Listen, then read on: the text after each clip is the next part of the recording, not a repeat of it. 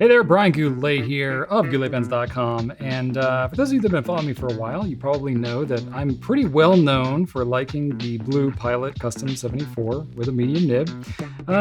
This was my first gold nib fountain pen that I ever had, and I shot a video on it over a decade ago. And just kind of on a whim, I thought, wouldn't it be pretty fun to take another look at that video, both to see how the videos have changed since then, and I can comment on that, as well as see maybe what my impression is now after more than a decade of using this pen versus the first impression that happened back in 2011.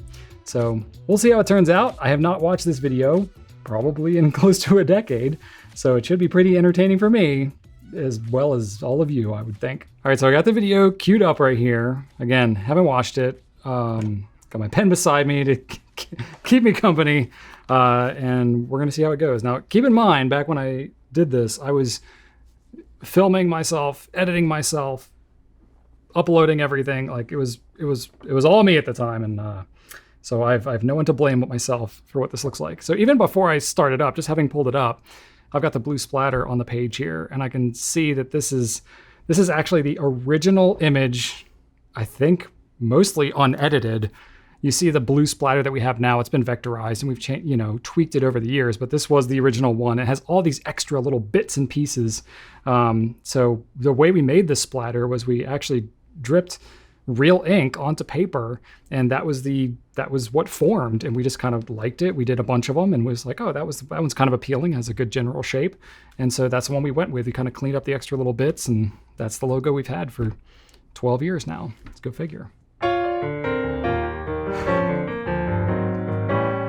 Hey everybody, this is Brian Goulet of the Goulet Pen Company and inknouveau.com. This is a new type of video that I'm doing. I'm just trying... Okay, I gotta stop it right here. I look so tired. Like, I'll be honest, what you're seeing right here, this whole background, was obviously not staged. It was not intended. You can see like some like Swiffer stuff. Maybe there's diapers or something. So this was like, we had a newborn. It was, I was probably shooting this at 2:00 in the morning or somewhere thereabouts, because that's when I had time to do videos. We were like caring for our son. We were packing orders, answering emails, answering the phones. It was just me and Rachel doing everything. And yeah, you can see like my makeshift like photo booth setup that's sitting on our bed. That's everything in the background. So yeah, I guess I learned how to do lower thirds and music, in the background. But anyway, it's kind of funny. Trying it out is called a first impression. It's basically where I take a pen out of the box or an ink or paper or something like that, something I don't really have a lot of experience with, and I just kind of talk through it as I use it for the first time. Some of the thoughts that go through my head.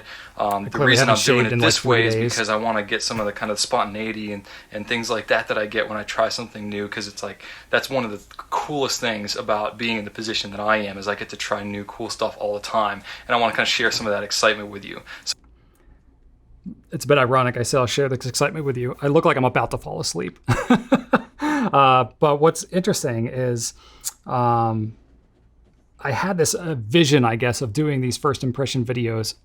I think maybe I did 3 of them. I really didn't do very many. I think what I quickly realized is my first impression was I don't really know what I'm looking at here, because I was really new to fountain pens at the time. So I kind of abandoned it. I would probably be able to do a much more meaningful first impression now. But anyway, I was trying. I had a lot of different video concepts back at that time. So I may skip some details, I may get some information, off or wrong that I'll have to correct in the blog later. No problem, don't worry about it too much. I just want to kind of get my excitement and my passion across in these first impression videos. So anyway, today, this is my first impression video, but I want to do the Pilot Custom 74 fountain pen. It's a pen that I basically just bought completely on a whim. It wasn't even something we're planning on carrying. I just really liked the pen. It kind of struck me, so I wanted one for myself. So I'm going to kind of just talk you through it and show you what it's all about. So I'll stop again here. So it's kind of interesting. I said I just kind of bought it on a whim, right? I mean, sort of. Like I knew a little bit about it, but I really didn't know much about fountain pens at this time. I knew that I was interested in it. I knew that it was blue. But I really had never heard of this pen. I didn't know much about it. At this time, Rachel and I don't even think we were selling any gold nib fountain pens. I really don't. But this is a pattern that I've had sometimes. And granted, I know a lot more about pens now, so I have a better impression of how things work. But at that time, some of it was, there wasn't a lot of good information about these pens available. So I would just have to buy the pens. Granted, we're a retailer, so we'd buy them from the manufacturer and all that. But I would just buy it, experience it for myself, try to get my own impression of it, and then say is this something that would be good for us to carry? That was so much of what we did back in those early days, and really gave me a good kind of taste of what pens would be good to carry. So that was a good process back then. All right, here we are for the first time checking out the Pilot Custom 74 fountain pen, blue tint with a medium nib. I really don't know what it was about this pen that just kind of struck me. It's a blue demonstrator, and it's just really cool looking. It's blue. That's why I like it. It was one of those impulse buys. Yes, even as a retailer, I do some impulse buying. It comes in a nice Pilot box. This is kind of cool. Now, let me say, first of all, I have opened up this pen and used it a little bit, so it's not a true first impression, but, I'm still just kind of winging it. So, anyway, this is their nice Pilot box. Pilot and Namiki use the same type of box, but it's got the Pilot engraving on the top. It's like a faux leather type thing. It's not too bad. It's pretty nice for, a box. Gosh, they changed that box probably 7 years ago. It's sexy. I love this blue pen. I'll take out the pen for just a second. You can actually lift up the bottom that's so here. Weird. And it's got the use and care guide and all that stuff. That's kind of cool. Okay. All that stuff about how to do it. And it's got a cartridge down here, so too, descriptive. Which is kind of neat. It's like a little secret hidden compartment. It's kind of cool, very James Bond.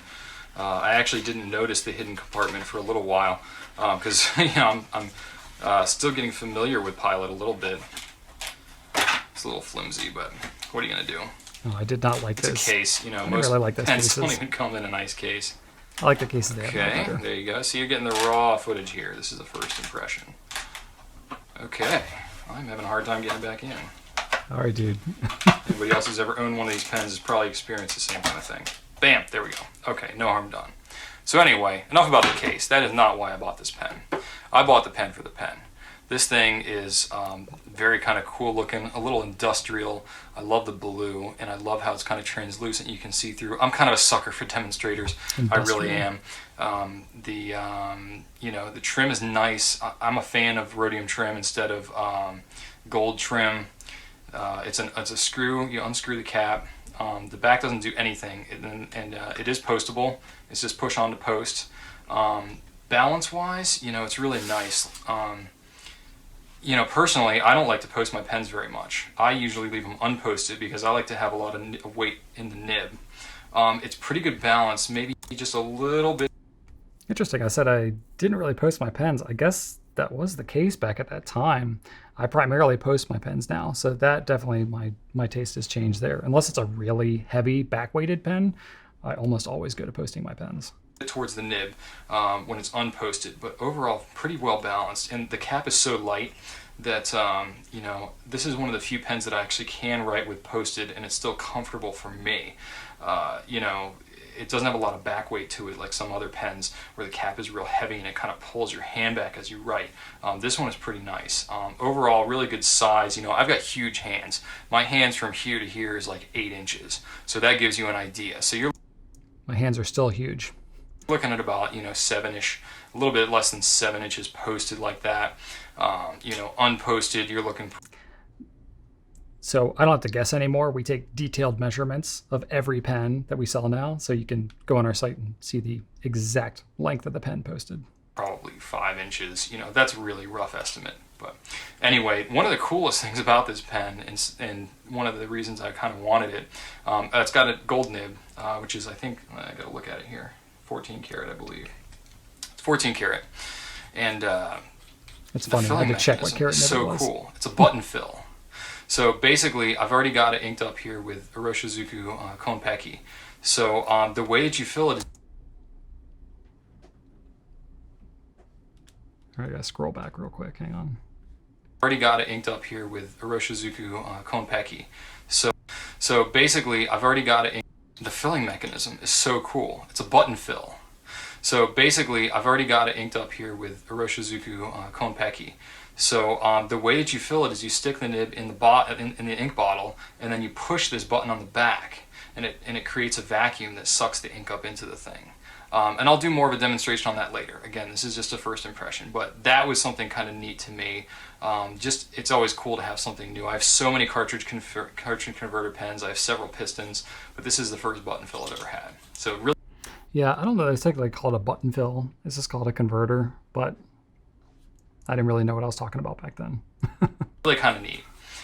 The fit and finish on this thing is pretty nice, I gotta say. It's obviously injection molded. I can see where, there's the seam right here where the two halves of the injection molding net, but it's all been polished out. You can always tell. That's how you can tell if it's injection molded, is if it has a line going through the threads, because they can polish it out on the smooth parts, but in the threads they can't polish out that injection molding. So that's kind of a telltale sign. But overall, still very nice, for a pen like this. And then the best thing about it is just the way that it writes, to be quite honest with you. I'll zoom in a little bit. Now, I already have used this before, so I'm kind of giving some secrets away. Oh, man. Autofocus. Come on. If I can get the thing focused. Come on. Come on. Come on. There we go. Okay. Now, like I said, I have this thing inked up with the Iroshizuku Konpeki, which is just awesome. That's a good ink choice. That's a good match. I've actually been writing with this pen. In fact, that might have been the last ink that I had in this pen. A little while. I've been writing a lot of the thank you notes and just some personal stuff with it. I have not had this thing skip on me yet, once. Now, I don't know if that's because of the ink or the pen. I tend to get excited sometimes, and whenever I get a new pen, I also want to try it with a new ink, which I know you're not supposed to do if you're really trying to judge the pen for itself. You're supposed to use it with an ink that you're familiar with, on paper that you're familiar with, so you can just judge the pen. But gosh, I just get so excited. I want to try all this new stuff.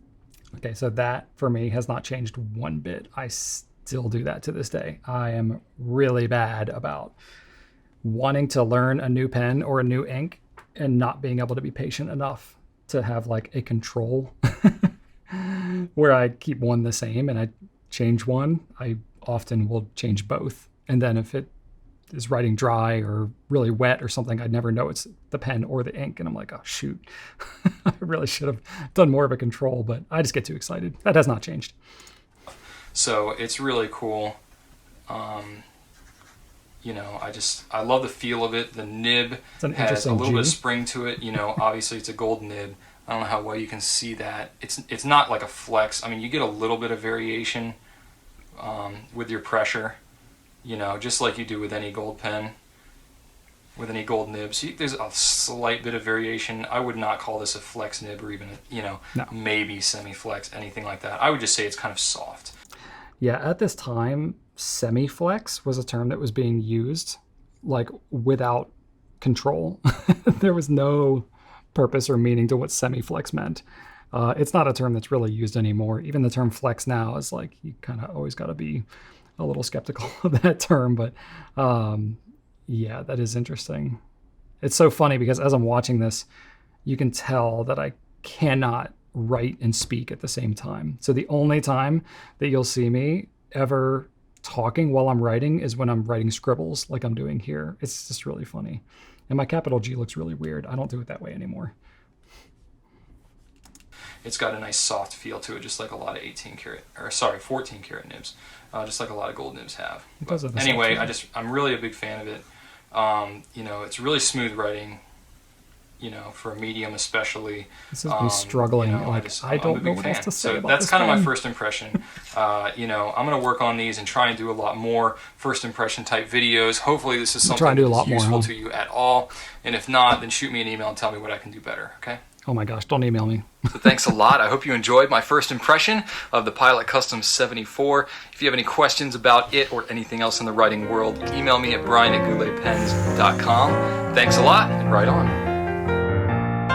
Right on, I still say that. Oh my gosh, my email. Lordy. Okay, so all in all, not bad. I would say I didn't really know what, whoops, autoplayed to the next one. Oh, and I'm like 60 pounds lighter in the next video. All in all, I would say, not bad. Okay, the video quality was pretty terrible.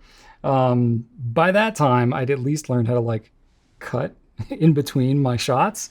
So I could do like a face shot and then cut, but still the autofocus and the zooming in, wow. But you know what, at the time, just to give you context, it was like run and gun for me.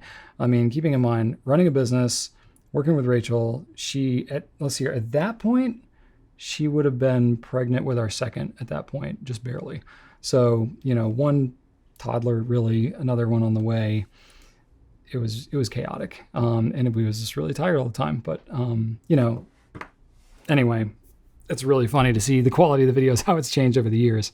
But honestly, looking back at the pen, pretty much everything I said is still kind of true. I don't know why I called it industrial. I guess that's because you can like sort of see some of the components inside. I thought that meant it was industrial. The thing I will say is my first impression has only grown and gotten better. I still love this pen. I still write with it on a somewhat regular basis, except now I have actually several custom 74s and different nib sizes and colors and things. So it's not this one solely that I'm using all the time. But after 10 years, this still stands the test of time. It has not dramatically changed in price. The quality of it is still just as good. They really haven't changed the design at all, basically. The Con 70 now is a little bit different, but it still feels primarily the same. And I would recommend this pen to Brian 10 years ago today. Wait, I don't know what I'm trying to say there. I would recommend this to myself back then because I think it's a fantastic introduction to a gold nib pen, and it's still held up well over all these years. So good job 10 years ago, Brian. But you had such aspirations for doing more first impression videos, but you've done a lot of others. It's okay, 2,000 or so. So you've done good. But anyway, hope you all found this entertaining. By all means, please let me know what you think in the comments. If this style of video is appealing to you at all, good golly, I have a lot of them I could go back and rewatch and give you some of my impressions of if you're interested in it at all. But I'm, don't want to just sit here and watch myself and think that that's entertaining if it's really not. So please, good, bad, or otherwise, let me know what you think.